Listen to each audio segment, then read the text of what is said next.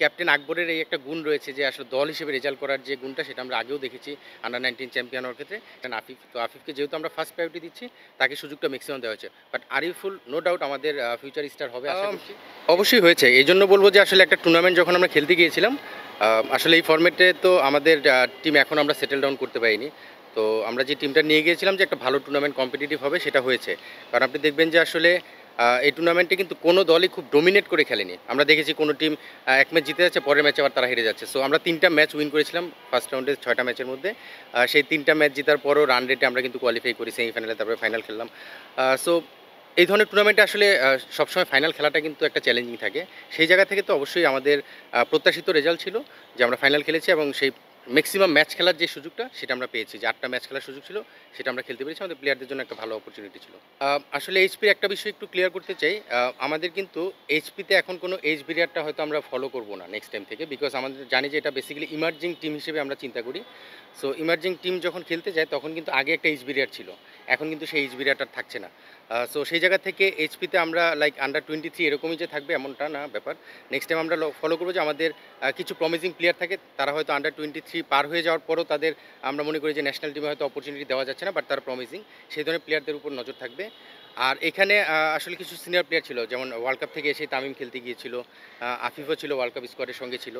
দুজন world cup থেকে এসে আমাদের এই ট্যুরে গিয়েছে। বিকজ আমরা মনে করেছি এদের ম্যাক্সিমাম ম্যাচ খেলা দরকার। এই ফর্মেটটা আসলে প্লেয়াররা যত খেলবে কনফিডেন্স বিল্ড করবে। আর যেহেতু অস্ট্রেলিয়ার মতো মাটিতে খেলার একটা সুযোগ ছিল, এই ধরনের টুর্নামেন্টটা তাদের জন্য অবশ্যই একটা এক্সপিরিয়েন্স ম্যাটার করবে। তো সেই জায়গা থেকে তাদেরকে নেওয়া হয়েছিল, আর কিছু প্রমিজিং প্লেয়ারও ছিল। সো ফিউচারে টি-20 দল করার ক্ষেত্রে আমার মনে হয় যে এই এক্সপিরিয়েন্সটা তাদের কাজে লাগবে এবং এখানে বেশ কিছু প্লেয়ার ভালোও খেলেছে, যেটা আমাদের এইচপি টিমে তাদের যে ইম্প্যাক্টগুলো সেগুলো দেখা যাচ্ছিল। সো এইচপিতে নেক্সট টাইম আমার মেইন কথা হলো এইচপিতে আসলে নেক্সট টাইম আমরা আন্ডার 23 এরকম ব্যাপারটা হয়তো নজর খুব বেশি দিব না, আমরা আসলে ইমার্জিং প্লেয়ারদের দিকেই নজরটা দিব। তামিম আফিফ আসলে আশানুরূপ খেলতে পারেনি, এটাও নিজেরাও জানে। বাট অনেক সময় হয় যেটা যে একটা উপরের থেকে নিচের স্টেজে খেলতে আসলে এটা আসলে ওরা ন্যাশনাল টিম থেকে এসে এইচপিতে খেলতে গিয়েছিল বা এই টুর্নামেন্টটা খেলতে গিয়েছিল, সেখানে আসলে আশানুরূপ তারা পারফর্ম করেনি। বাট তাদের এক্সপিরিয়েন্সটা হয়েছে। অনেক সময় এটা হয় যে ব্যাক অফ মাইন্ডে কাজ করে, একটু রিল্যাক্স থাকে, সেই জিনিসটা ইনিশিয়ালি তাদের মধ্যে কাজ করেছিল, এটা স্বীকার করতেই হবে, যেহেতু আমি টিমের সঙ্গে ছিলাম, কাছ থেকে দেখেছি। বাট তারপরে কিন্তু তারা কামব্যাক করার চেষ্টা করেছে। অনেক সময় হয় যে অনেক প্লেয়াররা খুব চেষ্টা করছে কিন্তু কোনো না কোনোভাবে তার লাক ফেভার করছে না, সেই জিনিসটা তাদের হয়েছিল। বাট আফিফ আর তামিমের পারফরমেন্সটা যদি আমি বাদ দিই, বাকি যারা ছিল, আমি যদি শামিমের কথা বলি, সে এই টুর্নামেন্টটা ভালো খেলেছে।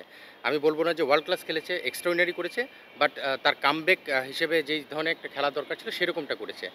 স্টিল মানে আমার মনে হয় যে এনাফ না, ইন্টারন্যাশনাল লেভেলের সঙ্গে কম্পেয়ার করলে এনাফ আমি বলবো না। আরও বেশ কিছু প্লেয়ার ভালো খেলেছে, জিশান কিছু ভালো ইনিংস খেলেছে, মাহফুজ রাব্বি খুব এক্সট্রাঅর্ডিনারি পারফর্ম করেছে ব্যাটিং বোলিং দুইটা ডিপার্টমেন্টে, রিপন মণ্ডল ভালো করেছে, আলিস একটা ম্যাচে ভালো করেছে। এরকম আসলে ইন্ডিভিজুয়ালের নাম বলতে গেলে অনেকগুলো নাম চলে আসে, রাকিবুলও কিছু ম্যাচে ভালো বোলিং করেছে। সো ওভারঅল যদি আমি দেখি যে আসলে ভালো খারাপ মিক্সিং ছিল, বাট দল হিসেবে যে রেজাল্টটা করা দরকার ছিল সেটা করেছে। এবং ক্যাপ্টেন আকবরের এই একটা গুণ রয়েছে যে আসলে দল হিসেবে রেজাল্ট করার যে গুণটা সেটা আমরা আগেও দেখেছি আন্ডার 19 চ্যাম্পিয়ন হওয়ার ক্ষেত্রে, সেই কাজটা সে সাকসেসফুলি করতে পেরেছে। যদিও তার ব্যাটিং পারফরমেন্সটা খুব এক্সট্রাঅর্ডিনারি হয়নি, বাট ক্যাপ্টেন হিসেবে আকবরকে সবসময় আমরা হাইলাইট করে থাকি, সেই জায়গাটায় সে সেটা করতে পেরেছিল। অবশ্যই মানে এইচপিতে এই ট্যুরটাতে যারা ছিল, যে 15 জনের স্কোয়াড ছিল টি-20তে বা আমরা যদি দেখি ওয়ান ডে বা লঙ্গা ভার্সনে, সেখানে প্রতিটা জায়গায় যারা প্লেয়ার ছিল তারা কিন্তু বাংলাদেশ টিমের প্ল্যানের মধ্যেরই প্লেয়ার। মানে তারা কেউ বাংলাদেশ টিমের বাইরে থাকলে আমরা স্বাভাবিকভাবে তাদেরকে এখানে এই ফর্মেটগুলো প্রায়োরিটি দিতাম না। আপনি দেখবেন যে আমরা 4 ডের পরে 8 জন প্লেয়ার চেঞ্জ করেছি ওয়ান ডেতে, তারপরে আবার আলিসকে অ্যাড করেছি টি-20তে। দ্যাট মিনস 9 জন প্লেয়ার টোটাল চেঞ্জ হয়েছে ফর্মেট ওয়াইজ। সো তাদেরকে ডিফারেন্ট ফর্মেটে আমরা প্ল্যানে রেখেছি এবং সেইভাবেই কিন্তু প্লেয়ারদেরকে চেঞ্জ করা হয়েছে বা সুযোগ দেওয়া হয়েছে। আর রনির ব্যাপার যেটা, রনি আসলে ডিপিএলে খুব ভালো ক্রিকেট খেলেছে এবং রনির পজিটিভ যেই দিকটা, অনেকে মনে করে যে বুড়ো হয়ে গেছে বয়সে, আমি কিন্তু আমার ফার্স্ট প্রেস মিটেই বলেছিলাম যে আমার কাছে বয়সটা কখনই ম্যাটার করে না। আমার কাছে ম্যাটার করে, বা আমরা সিলেক্টররা যেটা ফিল করি যে আসলে তার যদি ফিটনেস থাকে, তার যদি পারফরমেন্স থাকে, তাহলে এখানে বয়স কোনো ব্যাপার না। এবং সেটা কিন্তু রনি প্রমাণ করেছে ডিপিএলে। তার প্রতিফলন হিসেবে কিন্তু সে টাইগার স্কোয়াডে ছিল, সেখান থেকে আমরা তাকে হোয়াইট বলে একটু বেশি ফোকাস করছি বলেই কিন্তু এখানে হোয়াইট বলে ওয়ান ডে এবং টি-20তে নিয়ে গিয়েছিলাম। রনি ভালো করেছে, বাট আমি দিন শেষে আবার এটাই বলবো যে এক্সট্রাঅর্ডিনারি ভালো কিন্তু কেউ করেনি। আমরা যেরকমটা চাই ন্যাশনাল টিমে খেলার জন্য যেরকম দরকার সেরকম হয়তো বা অনেকেই করেনি, বাট তারা আমাদের প্রসেসের মধ্যেই রয়েছে এবং নেক্সটে তারা সবাই যে কেউ ন্যাশনাল টিমে খেলার মতো অ্যাবিলিটি রাখে। খুব ভালো কোশ্চেন। এটা আসলে অনেকেরই একটা ডাউট থাকে যে আরিফুল আমাদের আন্ডার 19 এত ভালো একজন পারফর্মার, ঢাকা প্রিমিয়ার লিগে মডার্নের হয়ে খেলেছে, গত বছর যতটা পারফর্ম করেছে এবার তেমনটা করতে পারেনি, মাঝখানে ইঞ্জুরিতে পড়েছিল। বাট আরিফুল আমাদের ফিউচার প্লেয়ার। এটা অবশ্যই বলতে হবে। এখন দেখতে হবে আমি কিন্তু একটা শুরুতেই কথা বলেছি আমরা কাকে কোন ফরম্যাটে প্রায়োরিটি দিচ্ছি। আরিফকে কিন্তু আমরা মানে লঙ্গার ভার্সন এবং ওয়ানডেতে একটু বেশি প্রায়োরিটি দিচ্ছি এবং আরিফুলের এক্সপেরিয়েন্স যদি দেখি ওয়ানডে এক্সপেরিয়েন্সটা সবচেয়ে বেশি। বিকজ আন্ডার-19 খেলেছে ওয়ানডে ম্যাক্সিমাম ম্যাচেস যেখানে পারফর্ম করেছে। ঢাকা প্রিমিয়ার লিগ খেলেছে সেখানেও ওয়ানডে। টি-20টা এখনও সেভাবে নিজেকে এস্টাবলিশড করেছে আমি বলব না বিকজ সে এখনও খেলার সুযোগ হয়নি। আমরা যেহেতু এখানে বাংলাদেশ টিমের প্রতিচ্ছবি হিসেবে অনেক প্লেয়ারকে দেখতে যাচ্ছি, সেখানে কিন্তু প্রায়োরিটি ওয়াইজ আফিফকে সুযোগটা দেওয়া হচ্ছে। বিকজ আফিফ আমাদের জানি যে এখনও ফুরিয়ে যায়নি। বয়সও কম, ফিটনেস ভালো, ফিল্ডিং ভালো, বোলিং করতে পারে। ব্যাটিংটা যদি ক্লিক করে তাহলে আমাদের বাংলাদেশ টিমের ফিউচারে যে জায়গাগুলো রয়েছে ফিউচার রিপ্লেসমেন্টের, সেই জায়গায় আফিফ আমাদের প্ল্যানে এখনও রয়েছে।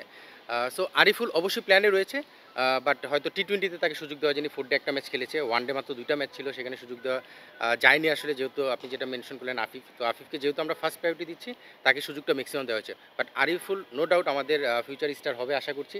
সে খুব হার্ড ওয়ার্কার এবং খুবই ডেডিকেটেড এবং খুবই ভালো প্লেয়ার। আশা করছি যে আরিফুল ফিউচারে ইনশাল্লাহ সেটা প্রতিফলন দেখাবে।